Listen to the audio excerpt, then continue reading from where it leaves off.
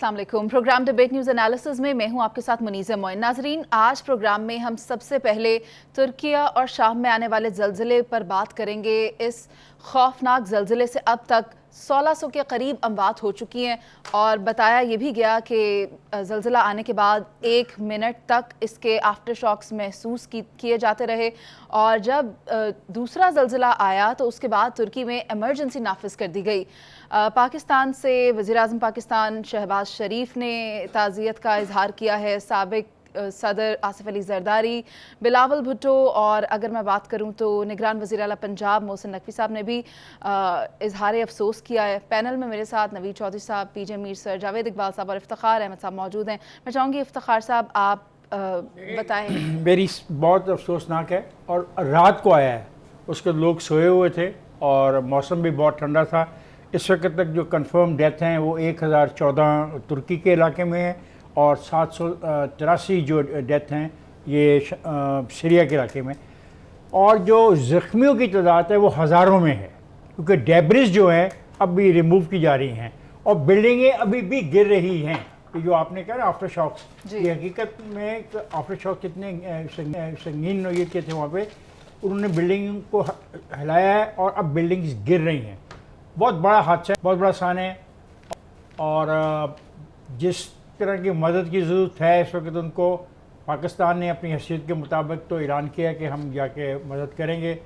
दुनिया के तमाम ममालिक ग़ालिबन मेडिकल एड प्रोवाइड करने को तैयार हैं और ये जो वाक़या हुआ है ये तुर्की के एक इंतहाई दूर दराज इलाके में हुआ है जो अंकारा से काफ़ी दूर है।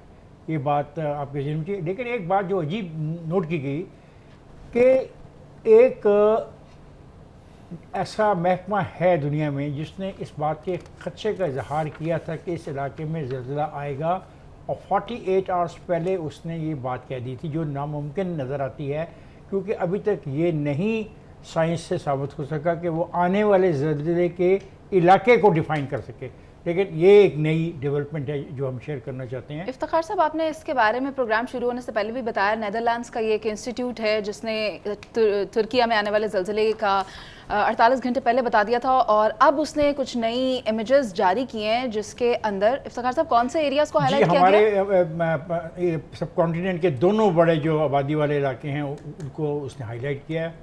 अल्लाह ताला बेहतर जानता है कि क्या होगा क्या नहीं होगा, लेकिन ये बात बड़ी हमारे लिए अजीब है कि उनका क्लेम है और उस क्लेम को अभी तक किसी ने चैलेंज नहीं किया सारी दुनिया में कि 48 आवर्स पहले उन्होंने इस इलाके की निशानदेही कर। लेकिन इफ्तिखार साहब, अब हम यही कह सकते हैं कि कुदरती आफात से जो अमवात हुई उनके उसके लिए तो हम सब दुआगो हैं, लेकिन अब अगर मैं पाकिस्तान के मौजूदा हालात की जानिब आऊँ और फिर बात करूँ पाकिस्तान तहरीक इंसाफ के चेयरमैन इमरान, तो इमरान खान ने जो बयान दिया है जेल भरो तहरीक के हवाले से और ये कहा है कि मेरे और मेरे इत्तेहादियों या मेरे कारकुनान के ख़िलाफ़ इंतकामी कार्रवाइयाँ की जा रही हैं, उनको जेल में डाला जा रहा है। हमारे पास सिर्फ 2 ऑप्शंस मौजूद हैं, एक ये कि हम पहिया जाम हड़ताल कर दें और दूसरी ये कि हम जेल भरो तहरीक का आगाज़ कर दें। तो मैं नवीद चौधरी साहब आपसे ये पूछना चाहूँगी कि इमरान खान को इससे नताइज क्या हासिल होंगे? और आज भी उन्होंने जब गुफ्तगू की है तो ये कहा है कि अगर इंतखाबात अपने वक्त पर नहीं होंगे तो हम इस तहरीक का आगाज़ करेंगे और जो रज़ाकाराना तौर पर हमारे कारकुनान से हम ये दरख्वास्त करते हैं कि वो अपने नाम दें हमें। देखें, जो आज का ऐलान है वो इस बात की गमाजी कर रहा है कि इमरान खान साहब खुद भी इस मामले में क्लियर नहीं। उन्होंने अपने तरकश के तमाम तीर आजमा के देख लिए और जो मकसद वो हासिल करना चाहते थे वो हासिल होने के करीब नहीं आ रहा। फिर उन्होंने कहा जी हम जेल भरो कर देंगे। आपने ये नोट किया होगा पर्टिकुलरली सोशल मीडिया पर और मेन स्ट्रीम मीडिया पर भी इस ऐलान को संजीदगी से नहीं लिया गया।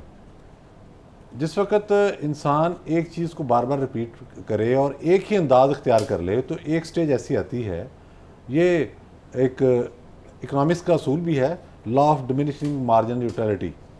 एक चीज़ को आप बार बार इस तरह से यूज़ करते जाएं तो फिर उसकी फ़ायदियत कम होते होते ना होने के बराबर रह जाती है। इमरान खान साहब ने इतनी मरतबा इतनी धमकियाँ दी हैं कि अब वो मज़ाक़ खेज़ शक्ल इख्तियार कर गई हैं। कहना तो उन्हें ये चाहिए था कि हम कल से या परसों से शुरू कर देंगे, बात है, ज़ाहिर है बहुत सारे मामलात हैं। उन्होंने अब कहा है कि अगर 90 दिन में इलेक्शन ना हुए तो उसके बाद हम ये शुरू करेंगे और कारकुन अपनी जो फरिश्ते हैं वो तैयार करनी शुरू कर दें। तो ये सारी चीज़ अब गैर संजीदा माहौल की तरफ जा रही है। इमरान खान साहब को इस बात का अदराक हो चुका है कि उन्हें जो लोग ये मशवरा दे रहे थे कि आप पॉलिटिकल सिस्टम में रहते हुए अपनी जगह बनाने की कोशिश करें, सियासत नाम ही रास्ते बनाने का है, बुज़दिली का नहीं है। बुज़दिल आदमी का सियासत में कोई काम नहीं, लेकिन बुज़दिली और मसलत में बहुत ज़्यादा फ़र्क होता है। सही। मसलत आपको देखनी पड़ती है। तो इमरान खान साहब अपनी राह जो है वो खोटी कर चुके हैं और मामला अब गैर संजीदा होता जा रहा है। ठीक है जावेद साहब, क्या आपको लगता है इमरान खान मुआशी बहरान से सियासी फ़ायदा उठाना चाहते हैं? सियासी फ़ायदा नहीं है। पिछले 9 महीने से इमरान खान जो सियासत कर रहे हैं उसमें उनका ऑब्जेक्टिव बड़ा क्लियर है। वो इलेक्शन हासिल करने के लिए कॉन्स्टिट्यूशन और के तहत जो कुछ वो एफर्ट कर सकते थे वो कर रहे हैं। बुनियादी तौर पे हाई मॉरल ग्राउंड्स पे कोई भी पॉलिटिकल पार्टीज़ ये काम करती है, मगर देखने की चीज़ है कि उस हाई मॉरल ग्राउंड्स को कुछ समझने को तैयार है या नहीं है, या लूली लंगड़ी हुकूमत चलाना चाहते हैं। तो ये तो डिपेंड करता है ना कि जो अगर आप जमहूरियत पे यकीन रखते हैं और इलेक्शन पे यकीन रखते हैं तो फिर आप जमहूरियत को पसंद करेंगे ना। जब आपने इलेक्शन पे आपको ट्रस्ट ही नहीं है, अवाम पे ट्रस्ट ही नहीं है, तो फिर आपको इलेक्शन पे काय का ट्रस्ट होगा। तो ये जमहूरियत के तकाजे होते हैं जो हाई मॉरल ग्राउंड्स में। तो बुनियादी तौर पे मसला तो यहीं फंसा हुआ है। अब इमरान खान ने एक और हरबा इस्तेमाल किया, एक और तरीका अडॉप्ट करने की कोशिश की है, एक और इम्तिहान है। क्योंकि इमरान खान ने कॉन्स्टिट्यूशन में रहते हुए चाहते तो इस्लामाबाद ब्लॉक कर सकते थे, पाकिस्तान को ब्लॉक कर सकते थे, ऐसे कैसे कर मगर सकते थे? कर सकते थे ना, पॉलिटिकल पार्टी में इतनी सख्त होती है। मगर उन्होंने कहा कि मैं पाकिस्तान जिस मुआशी बहरान में फंसा हुआ है मैं इसको और नहीं फंसाना चाहता, तो इसके लिए ज़रूरी है कि हम इलेक्शन की तरफ जाएं कि जो भी पॉलिटिकल पार्टी आएगी वो एक पॉपुलर पॉलिटिकल पार्टी होगी, तो वो बड़े फैसले करने के काबिल हो जाएगी। तो आपसे पूछना ही चाहती हूँ, मरियम बीबी ने ये कहा है कि हमें तो फिर इसका आगाज़ ज़मान पार्क से करना चाहिए था। तो जो इल्ज़ाम इमरान खान ने लगाया उसमें शेख रशीद को गिरफ्तार किया गया, इमरान खान ने खुद क्यों नहीं कह दिया कि मेरी स्टेटमेंट है, आई सरेंडर? नहीं, जो मैं तो आज एक ऐसा स्टेटमेंट मेरे दोस्त ने जारी किया है, मैं इसको ढूंढूंगा कि ये स्टेटमेंट जो मंसूब किया ने इमरान खान साहब से ने कि इमरान खान साहब ने पाकिस्तान के वसी तर मफाद में ये फैसले सारे किए हैं और वो पीछे हट गए हैं और उन्होंने रावलपिंडी का जो घेराव है वो नहीं किया। ये जो स्टेटमेंट अभी जारी हुआ है तो से वापस कॉन्स्टिट्यूशन में सर ये आपने जो कहना था कह दिया कि मेरा भी तो हक है ना कि मैं कुछ बात कर सकूँ, अगर इजाज़त तो जनाब की। पहले बात है जी, पाकिस्तान में पीजे मीर और जनाब एडिटर साहब 99 जेलें हैं। उनकी कैपेसिटी कुल पाकिस्तान में 64,000 की है और इस वक्त भी 85,000 कैदी वहाँ पे मौजूद हैं। बेचारे जेल भरी हुई है। तो ये जेलों को भरने के लिए जो 4 लाख लोग ले जाएंगे, पहली बात तो कि 4 लाख लोग किस जेल में जाएंगे? Ma'am I am talking about with the facts. 99 जेलें हैं, कैपेसिटी 64,000 की है, 85,000 कैदी ऑलरेडी हैं और ये लाखों लोग कहाँ जाएंगे? सर बगैर किसी जुर्म के कैसे जाएंगे? कि वो कर देंगे, जुर्म करने तो कोई बात नहीं, 144 हम लगवा देंगे, वो उसको तोड़ेंगे, हम एहतजाज के लिए आप कुछ भी कर सकते हैं। मैंने ऐसे ऐसे मशीनों ने यहाँ तक पहुँचा दिया इसको। ठीक है। अच्छा, माजी में जैसे ये कभी हुई नहीं ऐसी तहरीक। वैसे मैंने आपको परसों जवाब दिया था इस बात का, जब आपने लिखा था कि लाखों बंदे आएंगे तो क्या होगा, मैंने कहा था टेंडर लगा देंगे। अच्छा, ये देखिए सीरियस बात हो रही है। मसला ये है कि वो शख्स चाहता है कि पाकिस्तान में सुकून ना आए, पाकिस्तान में कोई फैसला मुस्बत अंदाज में ना किया जाए, और वो APC को की जो दावत है उसको भी इनकार करता है और कहता है कि मुझे कागज़ में लिख के भेजो। इतना गैर जिम्मेदाराना रवैया किसी भी नेशनल लीडर का नहीं होना चाहिए। वो कन्फ्यूजन को क्रिएट करना चाहता है, बढ़ाना चाहता है। नतीजे में अगर वक्ती तौर पे सब कुछ पैक हुआ तो उसकी तमाम तर जिम्मेवारी इस पार्टी पर होगी, इसकी पॉलिसीज़ पे होगी जो 1 साल से मुसलसल वो लेके चल रहे हैं। अप्रैल पिछले साल से लेके आज तक आप उनके जलसे, जुलूस, नारे, स्लोगन देखें। आदमी कुल गिरफ्तार कितने हुए हैं? 5। क्या 5 आदमियों की गिरफ्तारी की खातर 22 करोड़ के मुल्क में एक हंगामा बपा कर दिया जाए? क्या इसको सियासत कहते हैं? पीजे सर, आपको क्या लगता है कि इमरान खान का ये जेल भरो तहरीक का जो मंसूबा है उससे खान साहब हासिल क्या करना चाह रहे हैं?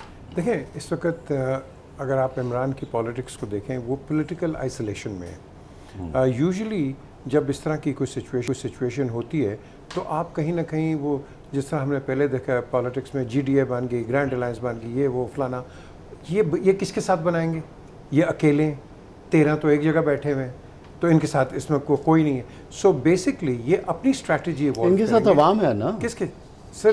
पार्टीज क्या करना है? नहीं पार्टीज होती हैं सर, ये तो अवाम है ना, जब हम डेमोक्रेसीज की बात करते तो उसमें तो अवाम है। नहीं अवाम जमहूरियत में तो फिर वोट दे देंगे तो पता चल तो जाएगा। करा लें इलेक्शन, इसीलिए जब तो हो कर जाएगा रहे हैं। इलेक्शन आइन के मुताबिक वो होंगे तो होंगे ना आइन के तो मुताबिक। आइन तो कह रहा है 2 हफ्ते हो गए, तब 22 आइन का का- इलेक्शन क्यों नहीं करा आइन रहे? कह रहे हैं तो आप अदालतों में गए हुए हैं ना। पीजे सर को प्लीज अपनी बात कंप्लीट करने दें जी।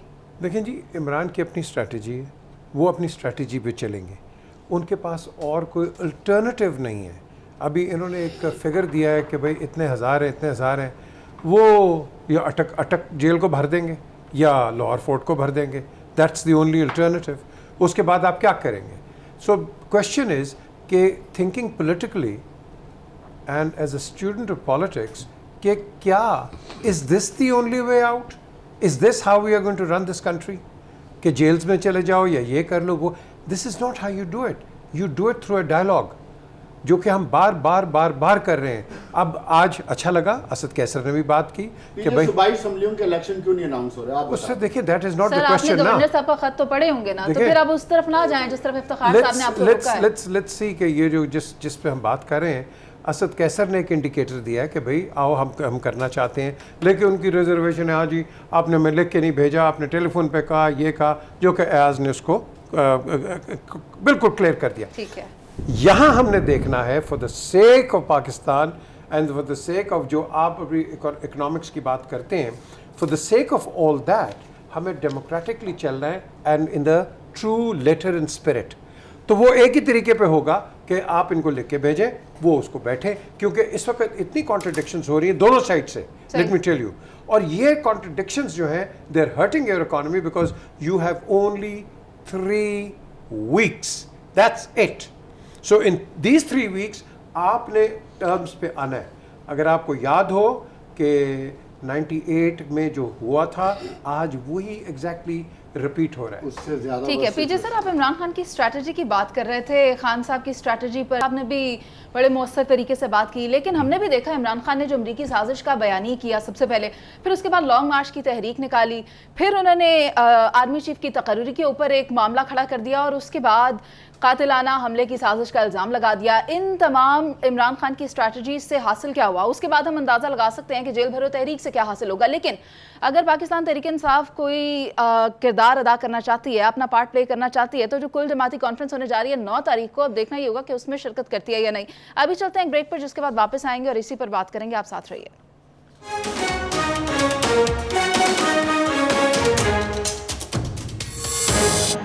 वज़ीर-ए-आज़म शहबाज शरीफ ने दहशत गर्दी के मसले पर ऑल पार्टीज़ कॉन्फ्रेंस मुनक़्क़िद की है और इसी सिलसिले में 9 तारीख को बरोज़ जुमेरात तमाम जमातों को शिरकत की दावत है। लेकिन पाकिस्तान तहरीक इंसाफ का ये मौक़िफ़ है कि हमें बाज़ाब्ता तौर पर दावतनामा मौसूल नहीं हुआ।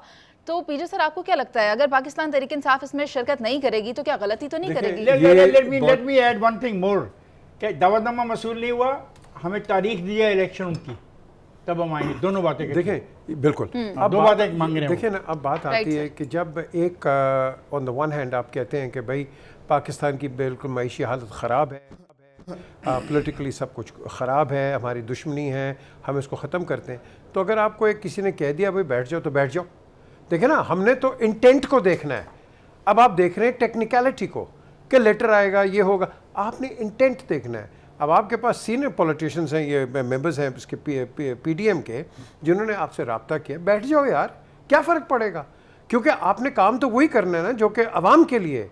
तो अगर अवाम के लिए आप वहाँ हिंड्रेंसेस करेंगे एंड अपोजिशन क्रिएट करेंगे, जो कि आपका हक बनता है, but on this matter where the country is actually going down, where जिस तरह अभी मेरा ख्याल 1-2 हफ्ते के अंदर जो हमारे सिर पे एक हथौड़ी पड़ने लगी है, इसको अवॉइड करने के लिए we can come up to some solution, we can do it. हमारे पास हर चीज़ मौजूद है, सिर्फ एक चीज़ है, हमारा हेडलॉक हुआ है, डेडलॉक नहीं है, हेडलॉक है। क्योंकि डेडलॉक भी ठीक हो सकता है, ये हेडलॉक जो है ना, इस हेडलॉक को अगर हम ठीक कर देंगे दोनों साइड से, मैं आपको बता रहा हूँ कि ये जो कन्फ्लिक्टिंग और प्रोवोकेटिव स्टेटमेंट्स आ रही हैं ना, तो लोग उसको लेके स्टेटमेंट्स बना देते हैं।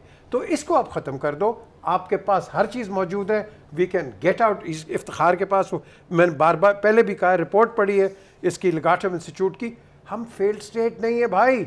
वी कैन ट्रंडल ऑन, ठीक है, we are not that great, we can trundle on, but proviso कि हम साथ मिल के बैठे। आप अकेले काम नहीं कर सकते। APC is the right answer for the crisis which Pakistan is going through. And if we don't take it, result is disaster. Iftikhar साहब, दहशतगर्दी तो पूरे मुल्क का यानी कौमी मसला है, तो इस पर फिर संजीदगी क्यों जाहिर नहीं की जा रही PTI की जानिब से?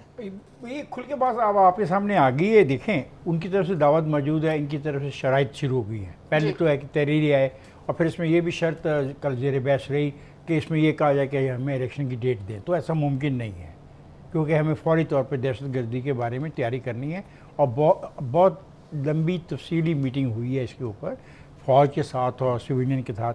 बहुत अच्छी बात है कि पॉलिटिकल पार्टी जो नहीं भी हैं पार्लियामेंट में, वो आएँ और बैठें और चलें, बिकॉज ये सबका मुल्क है, किसी ए पॉलिटिकल पार्टी और बी पॉलिटिकल पार्टी का मुल्क नहीं है। नुकसान हम सबका हो रहा है, तो ये फिर लोग ही फैसला करेंगे ना। ये जो जेल भरो था ना, मैंने कहा ये डिले करने के लिए, ख़राबी को बढ़ाने के लिए, इस मुल्क में गैर यकीनी सूरत हाल को और तेज़ करने का एक नया नुस्खा है।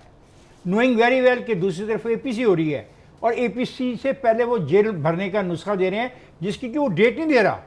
इसको ऐसा रख रहा है, ओपन रख रहा है कि जब चाहे और जैसे चाहे उसको इस्तेमाल करे।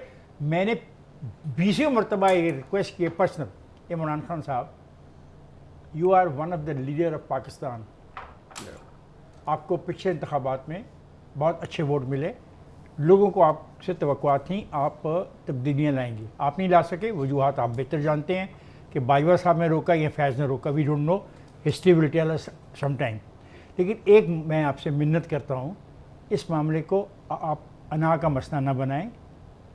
आपकी अना कोई चीज़ नहीं होती, एक लीडर को बाज़-वक़्त कुर्बानी देनी पड़ती है।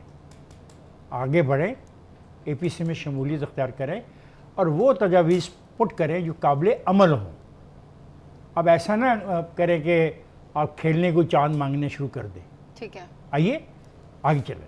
लेकिन अगर इतने आप कह रहे हैं 4 लाख चले जाएंगे, तो इनकी बिलें कौन कराएगा? यार आई डोंट नो किस किस्म की गुफ्तगू आप कर रहे हैं। नवीद चौधरी साहब, जहाँ तक पाकिस्तान तहरीक इंसाफ के ताउन करने की बात थी या अपना किरदार अदा करने की बात थी, वो कितने सपोर्टिव रहे या कितने खुद से लॉयल रहे, ये हमने देख लिया है। तो अब आपको क्या लगता है कि इस संजीदा मामले में क्या पाकिस्तान तहरीक इंसाफ संजीदगी दिखाएगी? देखें, हमें इमरान खान साहब की शख्सियत के जो नफ्सियाती पहलू हैं वो मद्देनज़र रखने होंगे। सबसे पहले तो ये है कि जब मंसूबा साजों ने इन्हें तराशा तो इन्हें सुपर ह्यूमन बीइंग बना दिया गया। आपको याद होगा कि APS के बाद भी जो APC हुई थी, जो प्राइम मिनिस्टर नवाज शरीफ ने बुलाई थी उस वक्त, उसमें इमरान खान बहुत अनकंफर्टेबल बैठे हुए थे। इसके बाद कई वाक़यात हुए, मैं 2 अर्ज़ कर देता हूँ सिर्फ। अभी नंदन वाला मामला हुआ, फिर उसके बाद 5 अगस्त 2019 का मामला हुआ।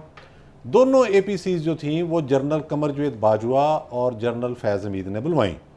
वहाँ सारी सियासी जमातों की क़यादत मौजूद थी, इमरान खान साहब नहीं थे बतौर वज़ीर-ए-आज़म होते हुए। और ये गिला किया लोगों ने कि जी प्राइम मिनिस्टर कहाँ हैं। उन्होंने कहा जी उन्हें आप छोड़ें, भाई वज़ीर दिफा आ गए हैं, बाकी आएंगे तो बात करते हैं। तो ये मामला इस तरह से तय करते रहे। एक तो ये पहलू है कि वो APC वगैरह में जाने से घबराते हैं। जैसे आपने नोट किया होगा, जब साफ़ी बुलाते हैं तो अपने मनपसंद बुलाते हैं, इतनी ज़्यादा सियासत करने के बावजूद। दूसरा पहलू ये है, कुछ लोगों का ये कहना है कि इमरान खान ऐसी किसी मुहिम का हिस्सा नहीं बनना चाहते या ऐसे किसी मीटिंग का हिस्सा नहीं बनना चाहते जिससे ये इंप्रेशन जाए कि वो तालिबान या TTP के ख़िलाफ़ कोई काम कर रहे हैं। मेरा ख्याल है ये भी एक बेईमानी सी चीज़ है। तालिबान इनके मतलब हरगिज़ को अच्छी राय नहीं रखते। ये अमेरिका के इनखलास से पहले एक वफ्द आया था अफ़गान तालिबान का पाकिस्तान, तो उसकी खबर शाया हुई अखबारात में, मैं छपी हुई चीज़ की बात कर रहा हूँ। तो मुल्ला हब्बतुल्लाह ने कहा था कि आप पाकिस्तान जाएँ, अस्करी क़यादत से मिलें एहतियात के साथ, और इमरान खान साहब से मुलाकात ना कीजिएगा, उसका फ़ायदा नहीं होगा, नुकसान ही होगा। ये मुल्ला हब्बतुल्लाह की ऑब्जर्वेशन थी उनके बारे में। तो इस वक्त उनका APC में जाना ना जाना ये बेमानी इसलिए हो जाएगा कि जो रियासत फैसले कर चुकी है, बड़ी संगीन सूरत हाल है, वो तो अब रिवर्सेबल हैं और वो इम्प्लीमेंट होंगे। वो KPK में भी होंगे, पंजाब में भी होंगे और हर जगह पर होंगे। अगर वो चले जाएंगे तो उससे ये तासुर जाएगा कि इमरान खान साहब अब मेन स्ट्रीम पॉलिटिक्स में शामिल होना चाहते हैं और अपने आप को कोई बहुत ही आसमान से उतरी हुई चीज़ तसव्वुर नहीं कर रहे। और मैं आपको यकीन से कहता हूँ उनकी पार्टी के लोग जो चाहते हैं कि अब हम इस तरह की जो मीटिंग्स हैं उनमें शरीक हों और अपने इनपुट देनी भी चाहिए जी। अदरवाइज वो अगर इमरान खान की जिद के बायस बाहर रहे तो फिर और बाहर होते चले जाएंगे। ठीक है जावेद साहब, नवीद साहब की गुफ्तगू आपने भी सुनी, आपको क्या लगता है क्या खान साहब वाकई घबराते हैं एपीसी में शिरकत करने से, या फिर इट्स जस्ट अ सपोजिशन? देखिए, घबराने का तो मसला नहीं है। मसला अगर आप समझें जो पाकिस्तान की सियासत में हो रहा है, ये सारा तर्ज सियासत का मसला बना हुआ है। कुर्सी और का। तर्ज सियासत में फिर उसके बाद हमने अपनी ईगो का मसला बना लिया है और अपने आप को, तमाम पॉलिटिकल लीडरशिप इस वक्त जो भी एग्जिस्ट कर रही है, उसने अपने आप को आइन और जमहूरियत के ताबे करने की बजाय अपनी हुकूमतों को, अपनी लीडरशिप को और अपनी पार्टियों को उससे ऊपर समझना शुरू कर दिया है। इसलिए अवाम से भागना शुरू किया, वरना तो जमहूरियत का हुस्न ही अवाम है, मिल बैठ के बात करने का तरीक़ाकार है। इमरान खान को अगर बेज़ाब्ता या बिला ज़ाब्ता या जैसे भी इन्विटेशन गया है, मैं ये समझता हूँ ये इशू इतना बड़ा है कि इस इशू पे उनको बैठना चाहिए था हर सूरत में। उसकी वजह यह है कि पाकिस्तान इस वक्त जिन मसाइल से, सिक्योरिटी और मईशत के मसाइल से गुज़र रहा है, ये मसाइल इतने बढ़ गए हैं अब, शायद इसके लिए ये लीडरशिप मैं नहीं समझता कि पाकिस्तान को रेस्क्यू करने की पोजीशन में है। अगर ये लोग इस काबिल होते तो पाकिस्तान रेस्क्यू हो चुका होता है। इस तरह हटदर्मी के साथ जिस तरह हम डीलिंग कर रहे हैं उस तरह ना करता। और जिस तरह हमारे सिक्योरिटी के मामलात हैं, हम 9 महीने से हुकूमत में हैं और अभी तक हम अपनी अफगान पॉलिसी की डायरेक्शन तक नहीं दुरुस्त कर सके और नौबत यहाँ तक आ गई। ये जो आज आप एपीसी कॉल कर रहे हैं, ये बात 6 महीने पहले हो जानी चाहिए थी। ये आपकी हर हुकूमत का एक परमानेंट फीचर होना चाहिए। मैंने उस दिन भी ये बात की थी कि जो पाकिस्तान की जियो स्ट्रेटेजिक लोकेशन है, इसमें आप मईशत को और सिक्योरिटी को किसी सूरत इग्नोर नहीं कर सकते और किसी भी पॉलिटिकल पार्टी को इन दोनों चीज़ों से आंखें नहीं बंद करनी चाहिए। जावेद एक सेकंड, आप कह रहे हैं कि बैठना चाहिए, बिल्कुल बैठना चाहिए। तो मुझे बताएं 13 पार्टीज तो हैं, एक पार्टी नहीं बैठ रही ना। तो भाई हम इमरान खान को यही कह रहे हैं ना, तो दोनों तरफ कहीं से तो लचक आनी चाहिए ना। हाँ। अगर हुकूमत एक सेकंड ना, आप इमरान खान का पॉइंट ऑफ बड़ा सिंपल है। क्या सिंपल है? वो ये कहते हैं एक तरफ आप पकड़ धकड़ की सियासत कर रहे हैं, कहाँ हुई है? कौन सी? अभी तक तो हाथ नहीं लगाया यार। और बस कर दे। Sir, I agree with Javed साहब. I agree with you. अच्छा, ठीक है। अडॉप्ट कर रहे हैं। जावेद साहब, एक आपको मिनट। तो अंदाजा नहीं है इस जावेद साहब, हुकूमत मेरी को बात कि सुनिए। पाकिस्तान किन गंभीर मसाइल में फंसा हुआ है। जावेद साहब, ये तमाम इनके पास मसाइल तो सॉल्यूशन नहीं है। जावेद साहब, ये तो जावेद हर साहब, वक्त आप मुझे तो गारंटियां बोलने मांग दें। मांग कर जावेद हुकूमत साहब, चला आप रहे मुझे तो हैं। बात इन्होंने करने क्या दें। हुकूमत जावेद चलानी? साहब, आप मुझे तो बात करने दें। ये है कि मुल्क की मुफाद में तहरीके इंसाफ जाना चाहिए। अगर कोई फैसला कर सकती है तो बिल्कुल वो जाना चाहिए। ऑल पार्टीज कॉन्फ्रेंस में शरीक होकर कर होना सकती है, चाहिए। जो कि दहशतगर्दी मुल्क में जो मौजूद है उसके तनाजुर में बुलाई गई है। लेकिन अब मामला ये है कि 9 तारीख को ही ये देखना होगा कि पाकिस्तान तहरीक इंसाफ उसमें शिरकत करती है या नहीं। अभी चलते हैं एक ब्रेक पर, जिसके बाद वापस आएंगे और मरहूम जनरल रिटायर्ड परवेज मुशर्रफ की जिंदगी पर रोशनी डालेंगे। आप साथ रहिए।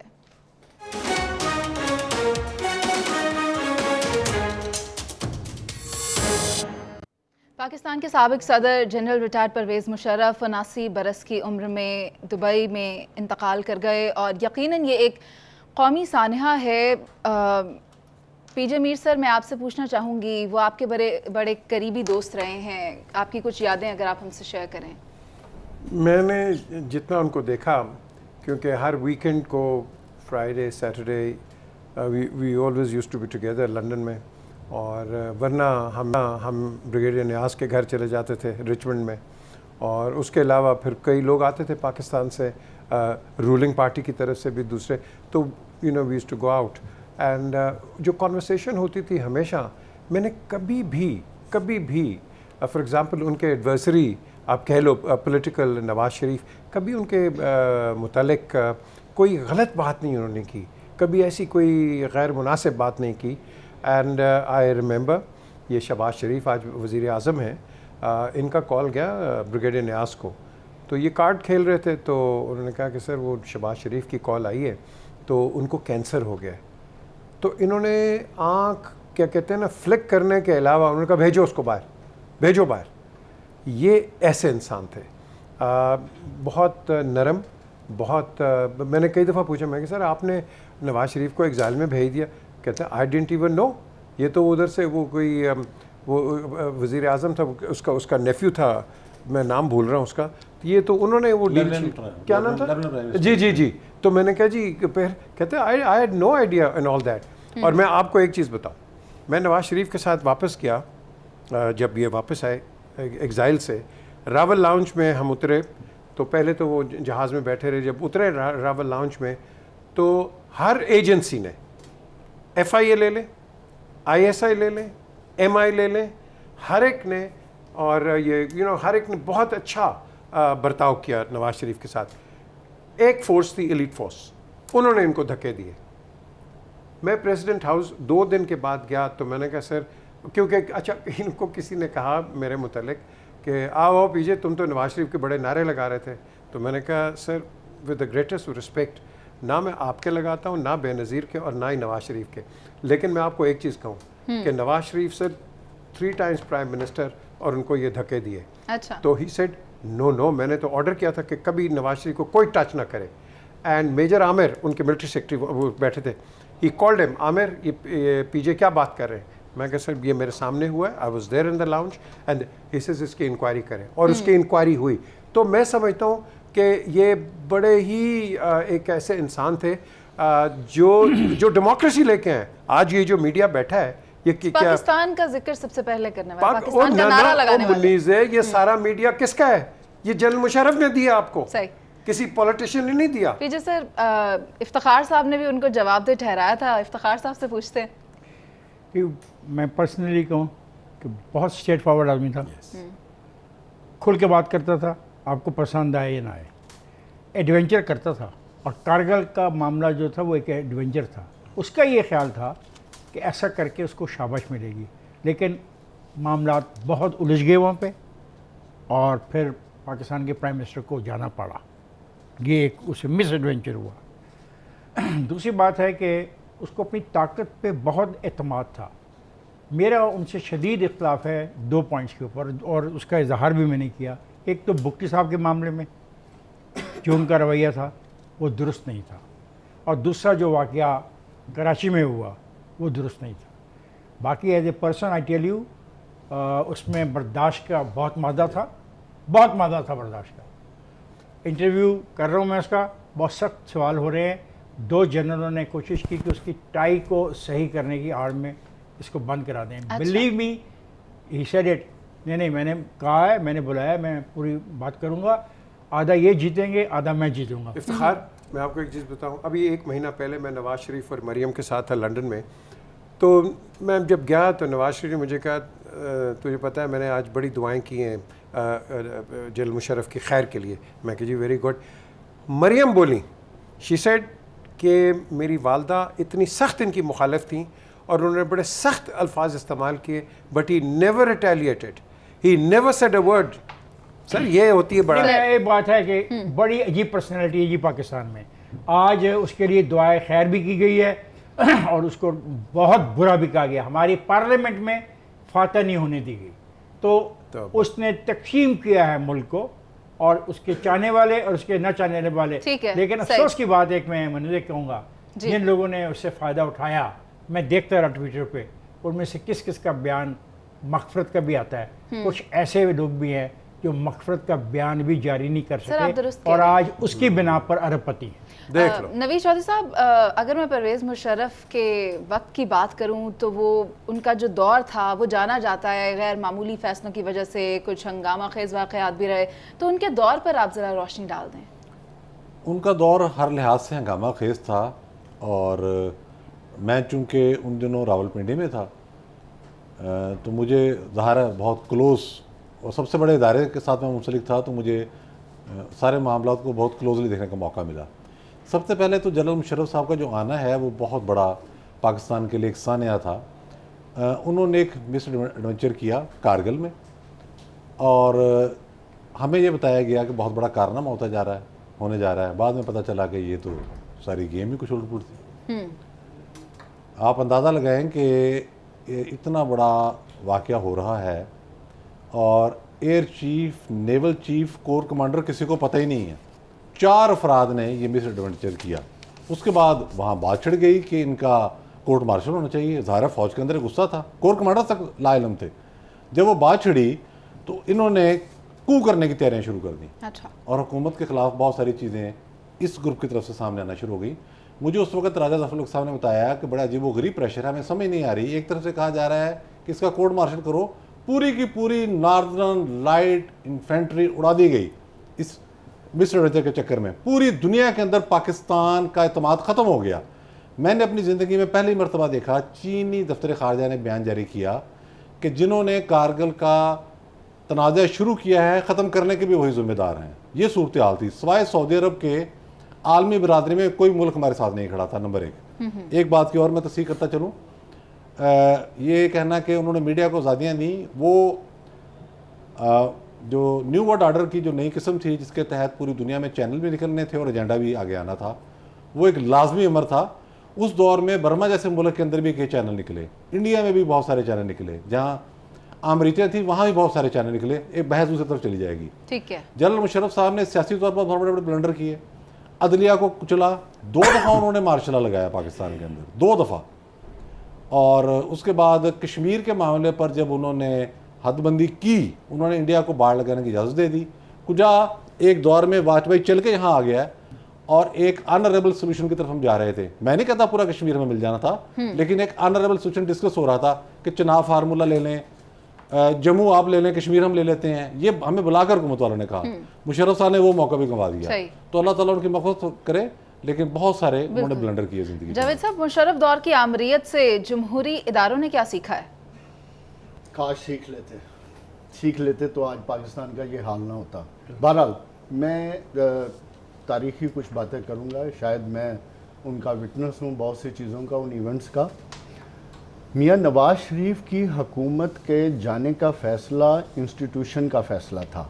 जिस तरह मियाँ नवाज शरीफ ने जनरल जहांगीर करामत को फ़ारग किया था, उनसे इस्तीफ़ा लिया था, ये उसी का तसलसल था। और उसमें मियाँ नवाज शरीफ और आर्मी चीफ जनरल मुशर्रफ की सुलह करवाने के लिए अवारी होटल से लेके और मुख्तलिफ़ जगहों पर कोई 3 से 4 मीटिंग्स हुई, जिसमें सेटलमेंट्स भी हो गई थी कि मामलात को इधर ही रफा दफा करके तमाम लोग अपनी आइनी हदूद में रहकर काम करेंगे। तो उस वक़्त बड़ा क्लियर बता दिया गया था कि इंस्टीट्यूशन का फ़ैसला है कि अगर आप दोबारा ऐसा काम करेंगे तो इंस्टीट्यूशन रिएक्ट करेगा, मैं रिएक्ट नहीं करूँगा। इस पे मियाँ शहबाज शरीफ ने बात को इंडोर्स किया था तो मामला ख़त्म हो जाता। लेकिन जिस तरह फिर मियाँ नवाज शरीफ की आदत को पता है, वो बादशाह सलामत हैं, शहनशाह आलम है, उन्होंने फ़ैसला किया तो इवेंचुअली इसलिए इंस्टीट्यूशन ने रिएक्ट किया। जब जेल चले जाते हैं, दूसरा हिस्टोरिकल मैं आपको बता दूं, ये मियाँ नवाज शरीफ तो जेल में थे ना, मरियम नवाज शरीफ और हुसैन नवाज कतर के दौरे, सऊदी अरब के दौरे और लेबनान के दौरे, साद हरेरी और शुजात अजीम के भाई, शुजात अजीम जो तारिक अजीम के भाई थे, ये 2 वो बंदे थे जो मियाँ नवाज शरीफ को डील करवाने का मेन रोल अदा कर रहे थे। जावेद साहब, और नवीद साहब कुछ ऐड बहुत जरूरी है। एक सेकंड, जब इन दोनों ने इस डील को मुकम्मल कराया तो मियाँ और गारंटर था जो किंग अब्दुल्ला। सर मैं आपका पॉइंट लेती हूँ। ये है वो हकीकतें। ठीक है। और एक और बात, मियाँ जो परवेज मुशर्रफ ने जो ताकत और अरूज देखा, तारीख में बड़े कम लोगों ने देखा है। बहुत शुक्रिया आपका जावेद साहब, आपका भी पीजे मीर सर और इफ्तिखार साहब। मैं यही कहूँगी कि मुल्क में मरहूम जनरल रिटायर्ड परवेज़ मुशर्रफ को हमेशा याद रखा जाएगा। हम मरहूम के दर्जात की बुलंदी के लिए दुआगो हैं और जो अहले खाना हैं उनके गम में भी बराबर के शरीक हैं। अभी प्रोग्राम का वक्त ख़त्म हो गया, इसी के साथ आपसे इजाज़त, अल्लाह ने के बान।